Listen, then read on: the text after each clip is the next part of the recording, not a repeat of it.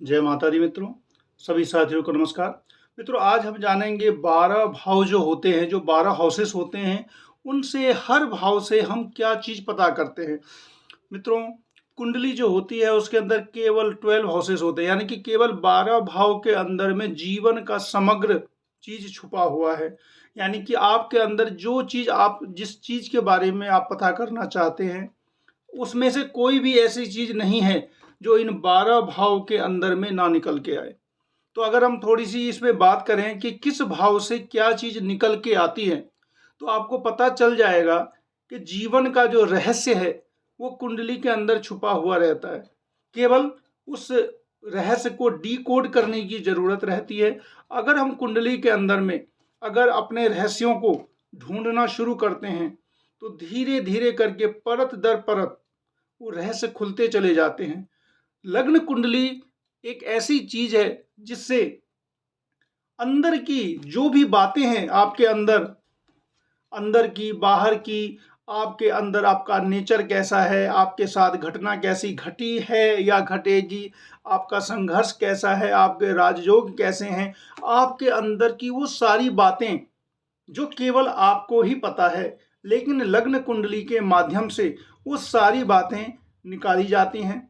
और ज्योतिष का सबसे बड़ा महात्म यही है कि इससे आप आने वाले समय के बारे में अगर जानें, तो अगर थोड़ा बुरा समय भी आने वाला है तो उसके ज्योतिषीय उपायों के करने से राहत मिलती है। मित्रों, गणित कुंडली में गणित ज्योतिष और फलित ज्योतिष, इन दोनों में यही सबसे बड़ा अंतर है कि गणित ज्योतिष जो होता है वो 2 और 2 मिलके हमेशा 4 ही होगा, यानी कि वो एक गणित थ्योरी है। लेकिन फलित ज्योतिष में अगर ये चीज है कि ऐसा होकर ही रहेगा, लेकिन फलित ज्योतिष में कहा जाता है कि अगर पहले पता चल गया और अगर कुछ उपाय किए गए तो बहुत हद तक हम बच भी सकते हैं, हम उसके दुष्परिणाम को कम भी कर सकते हैं। इसीलिए ज्योतिष का इतना महात्म है कि अगर ज्योतिष के उपायों से एटलीस्ट हम पूरा ना सही, 100% ना सही, लेकिन कुछ भी राहत अगर प्राप्त कर लेते हैं तो इससे हमको बहुत फायदा होता है।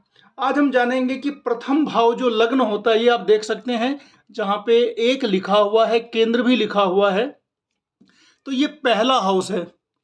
और पहला हाउस जो होता है वो लग्न होता है। और लग्न का जो स्वामी होगा, ये इससे पहले वाले एपिसोड में मैंने बतलाया वीडियो में कि पहला भाव जो होता है वो लग्न होता है और उसके लॉर्ड को लग्नेश कहते हैं। और प्रथम भाव जो हो गया, इसके जो कारक होते हैं, यानी कि इसके ऊपर कंट्रोल करने वाला वो सूर्य है। और प्रथम भाव से हम शरीर कैसा होगा, रूप कैसा होगा, रंग कैसा होगा, आकृति कैसी होगी, उसका स्वभाव कैसा होगा, उसको कैसा जीवन में सुख मिलेगा या नहीं, उसको यश मिलेगा या नहीं, उसकी आयु कितनी होगी, उसका मानसिक स्तर कितना होगा, उसका स्वास्थ्य कैसा होगा, चरित्र कैसा होगा, मस्तिष्क कैसा होगा, ये सारी बातें हम निकाल लेते हैं। यानी कि जो प्रथम भाव है ये मस्तिष्क है, इस पे ये सभी भावों पर रूल करता है, यानी कि सब पर शासन करता है प्रथम भाव। इसका मतलब ये हुआ कि प्रथम भाव का मजबूत होना अत्यंत जरूरी है। लेकिन हमारे हाथ में, हमारी कुंडली हमारे हाथ में नहीं है, हमारे कर्म हमारे हाथ में है। कुंडली तो जब जिसका जन्म हो गया वो किसी के अपने हाथ में नहीं है, लेकिन कुंडली के बाद, होरोस्कोप के बाद कुछ कर्म ऐसे हैं जो हमारे हाथ में हैं। मेहनत तो हर किसी को खैर करनी ही है, उसमें मैं कभी, वो तो ज्योतिष भी कहता है कि आपको कर्म तो करना ही पड़ेगा, लेकिन कभी कभी ऐसा होता है कि बार बार कर्म करने के बाद भी सफलता नहीं मिलती है, तो उसके लिए भी कुछ कर्म जो ज्योतिषीय कर्म हैं उनको करने से लाभ मिलता है। द्वितीय भाव ये देखिए आप, ये फर्स्ट के बाद ये वाला जो हो गया ये सेकंड हाउस हो गया। सेकंड हाउस जो होता है वो नॉर्मल अगर हम कहें तो धन का होता है, धन का होता है, यानी कि बैंक बैलेंस, आपका बैंक बैलेंस कितना रहेगा, आप संचित धन कितना इकट्ठा करेंगे, ये आपको द्वितीय भाव से पता चलता है। उसके बाद आपकी संपत्ति जो होती है, चल अचल संपत्ति, ये भी द्वितीय भाव ही बतलाता है। आप परिवार आपका कैसा रहेगा, बड़ा परिवार रहेगा, छोटा परिवार रहेगा, कुटुंब कैसा रहेगा, ये सारी बातें दूसरा भाव भी बतलाता है। विद्या प्राप्ति के लिए भी दूसरा और चौथा भाव मेन माना जाता है। तो दूसरे भाव से विद्या प्राप्ति की दिशा भी पता चलती है। आपकी वाक शक्ति कैसी है, आप लोगों को प्रभावित कर पाते हैं या नहीं, आप जब बोलते हैं तो लोग सुन पाते हैं या नहीं, या आपकी बोली कैसी है, ये भी द्वितीय भाव से ही पता चलता है। आपकी स्मरण शक्ति कैसी है, मेमोरी पावर कैसी है, ये भी दूसरे हाउस से ही पता चलता है। यानी कि सेकंड हाउस भी बहुत ज़्यादा आपके लिए महत्वपूर्ण है, क्योंकि मस्तिष्क का जो काम है, स्मरण शक्ति का जो काम है, बैंक बैलेंस का जो काम है, परिवार का जो काम है, ये सब पर कंट्रोल करता है। इसके बाद हम बात करेंगे तीसरे भाव की। इसको थर्ड हाउस बोलते हैं, जहां पे 3 लिखा हुआ है। तीसरे भाव का जो कारक होता है मित्रों, वो मंगल होता है। तीसरा भाव सहोदर का भाव है, पराक्रम का भाव है। तो पराक्रम और सहोदर दोनों का जो कारक है वो मंगल ही है।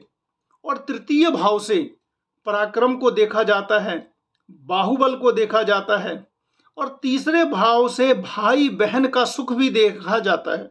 यानी कि आपको सहोदर कितने होंगे, सहोदर का सुख मिलेगा या नहीं मिलेगा, सहोदर से कैसा संबंध रहेगा। एक नॉर्मल बात बतलाता हूं कि हमेशा कोई भी लग्न हो तो प्रथम भाव और तृतीय भाव में हमेशा शत्रुता रहती है। यही कारण हुआ कि भाई और भाई के बीच में एक समय ऐसा आता है कि मतांतर होता है, मत में अंतर आ जाता है। उसके पीछे ज्योतिषीय कारण है कि किसी भी लग्न में आप चले जाएं, हर लग्न में पहले से तीसरे में जो होता है वो मित्रता नहीं रहती है।